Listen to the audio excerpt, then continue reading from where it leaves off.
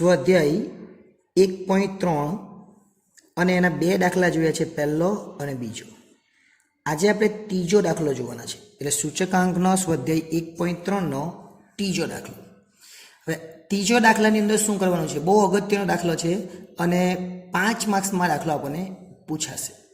શું કરવાનું છે આપણે? તો આપણે લાસ્પેયર, પાસેર અને ફિશર એનો સૂચકાંક શોધવાનો છે.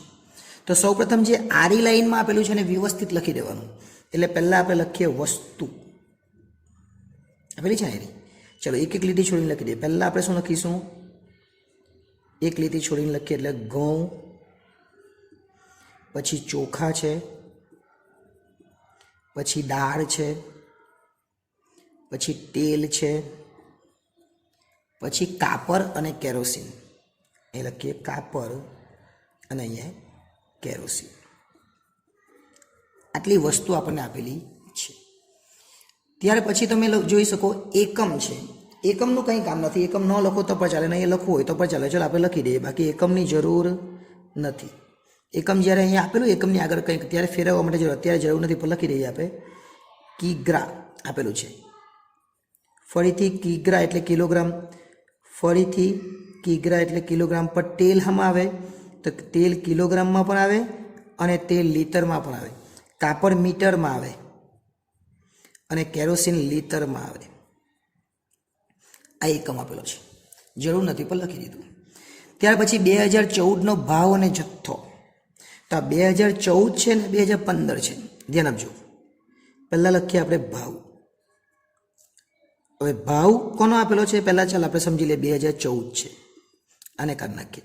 2014માં શું આપેલું છે આપણને? ભાવ અને જથ્થો. એ જ રીતના આપણે 2015 આપેલું છે, એમાં ભાવ અને જથ્થો.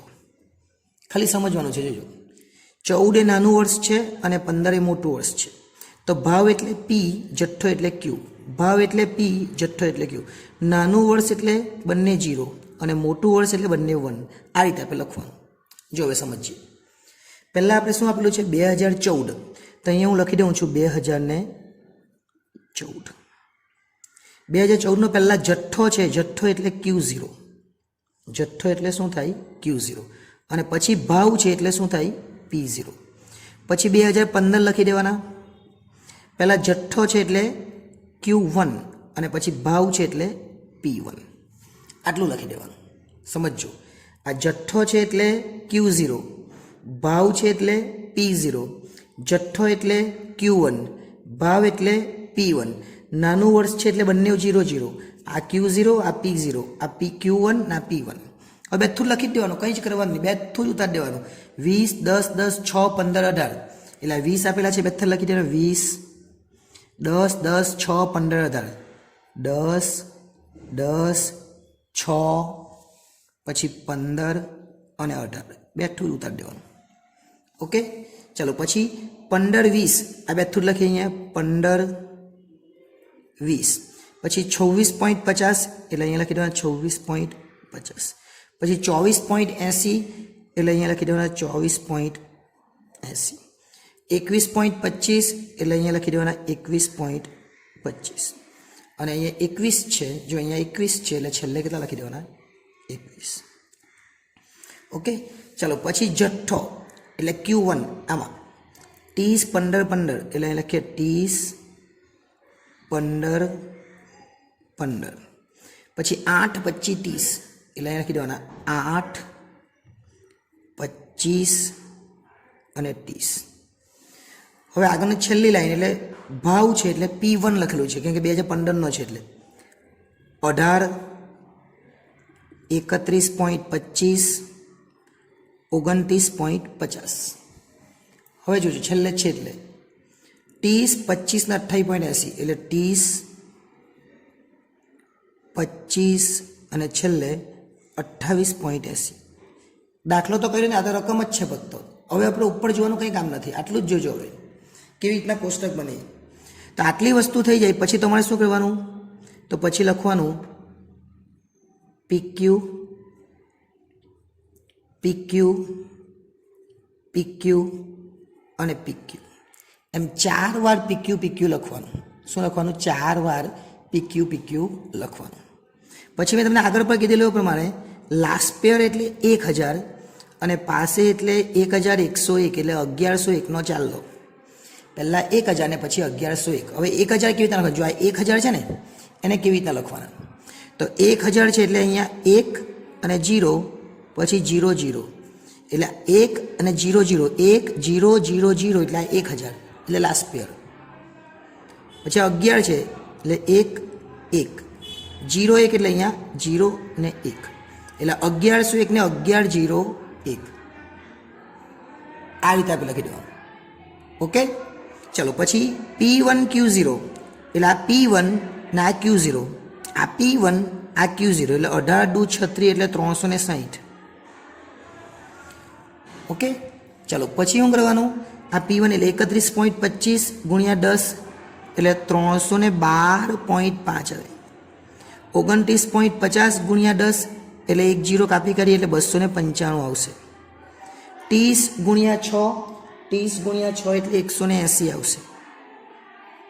પછી 25 ગુણ્યા 15, 25 ગુણ્યા આપણે 15 કરીએ એટલે 375 આવશે. અને 28.80 ગુણ્યા 18 આપણે કરીએ એટલે 518.4 આવશે. હવે એનો સરવાળો બી કરી દે. આને શું કહેવાય? તો આને કહેવાય sigma P1 Q0. Sigma P1 Q0. આ P1 Q0 જ છે, પણ આગળ સિગ્મા લખી દેવાનું અને એનો સરવાળો થાય 2040.9. કેટલા આવે? 2040.9. હવે શું છે? તો P0 Q0 એટલે આ P0 અને Q0. તો આ P0 અને આ Q0 બંનેનો ગુણાકાર 15 દુ 30 એટલે 300 થાય. પછી P0 Q0 એટલે 20 ગુણ્યા 10 એટલે 200 થાય. પછી 26.50 ગુણ્યા 10 એટલે 265 થાય. પછી 24.80 ગુણ્યા 6, 24.80 ગુણ્યા 6 એટલે 148.8 થાય. પછી આપણે જોવાનું 21.25 ગુણ્યા 15 કરવાના એટલે જવાબ કેટલા? 318.75. કેટલા આવશે? 318.75. અને પછી જોઈએ તો કેટલા છે P1 Q0? તો P0 Q0 21 ગુણ્યા 18. આ P0 Q0 છે, 21 ગુણ્યા 18 એટલે 378 થાય. હવે આ દરેકનો સરવાળો એને કહેવાય સિગ્મા P0 Q0. P1 ને P0 Q0 હું લખતો ને ડાયરેક્ટ જવાબ લખું છું. કેટલા થાય? 1610.55. 1610.55 આ લાસ્ટ પેર કહેવાય. આના છેદમાં આ લખે એટલે લાસ્ટ પેર મળી જવાનો. હવે P1 Q1 એટલે આ બેનો ગણવા. P1 Q1 18 54 એટલે 540 થશે. આ બેનો ગુણાકાર 31.25 ગુણ્યા 15, 31.25 ગુણ્યા 15 કરી એટલે 468.75 આવશે. 468.75. પછી આ બેનો 29.50, આ બેનો 29.50 ગુણ્યા 15 એટલે 442.5 આવશે. પછી આ બેનો ગુણાકાર 48 24 એટલે 240 આવશે. પછી આ બેનો ગુણાકાર એટલે 25 ગુણ્યા 25 એટલે 625 આવશે. અને છેલ્લે આ બેનો ગુણાકાર 28.80 ગુણ્યા 30 એટલે 864 આવશે. હવે આ દરેકનો સરવાળો એટલે કેટલો થાય? તો 3180.25. 3180.25 અને સિગ્મા P1 Q1 કહેવાય, જે પાસેમાં કામ લાગશે. હવે P0 Q1 એટલે P0 ને Q1 આ બંનેનો ગુણાકાર 15 તાલી 45 એટલે 450 આવશે. ઓકે, પછી આ બેનો ગુણાકાર 15 દુ 30 એટલે 300 આવશે. પછી આ બેનો ગુણાકાર P0 Q1 છે એટલે 26.50 ગુણ્યા 15 એટલે 397.5 આવશે. P0 Q1 છે એટલે આ બેનો ગુણાકાર 24.80 ગુણ્યા 8 એટલે 198.4 આવશે. પછી આ બેનો ગુણાકાર 21.25 ગુણ્યા 25 એટલે 531.25 આવશે. અને છેલ્લે આ બંનેનો ગુણાકાર 21 63 એટલે 630 આવશે. અને એનો સરવાળો કરી દેવાનો એટલે 2507.15 આવશે. કેટલા આવશે? 2507.15. આ જે પહેલું છે એના છેદમાં બીજું એટલે લાસ્ટ પેયર, આ ત્રીજું છે એના છેદમાં ચોથું એટલે પાસે. ચલો આપણે ગુણાકાર કરીને, સરવાળો કરીને, ભાગાકાર કરીને દાખલો કરીએ. તો પહેલાં આપણે લખીશું લાસ્ટ પેયર એટલે IL, એટલે પહેલાંના છેદમાં બીજું. પહેલું એટલે શું?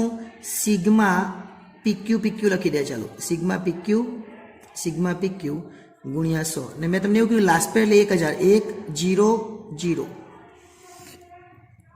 100 એટલે 1000 થઈ ગયું ને.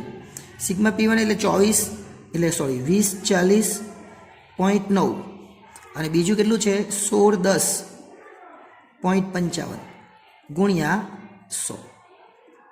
આ બંનેનું જે છે લખેલું એને ભાગાકાર કરી દેવાના અને ગુણ્યા 100 કરવાના. 2040.9 1610.55 કેટલા આવીએ? 126.72. 126.72 આપણો એક લાસ્ટ પેયર આવે.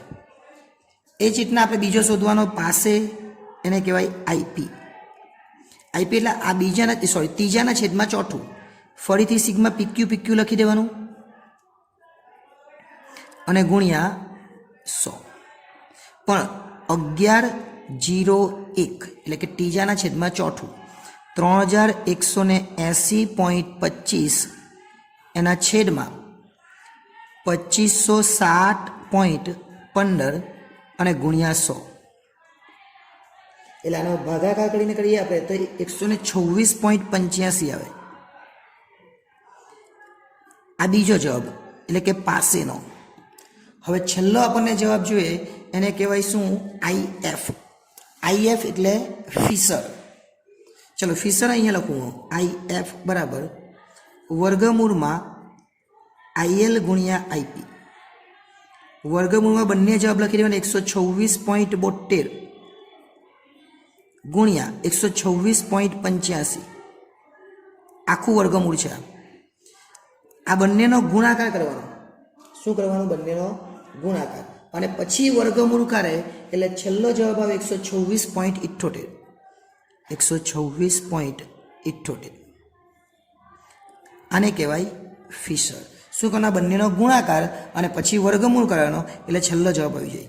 એટલે આપણે ત્રણ વસ્તુ શોધીધું: IL, IP અને IF. આમાં શું યાદ રાખવાનું? 1000.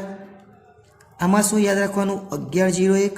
અને આમાં તો વર્ગમૂળમાં IL ગુણ્યા IP. એટલે આ બધા જ દાખલા થઈ છે.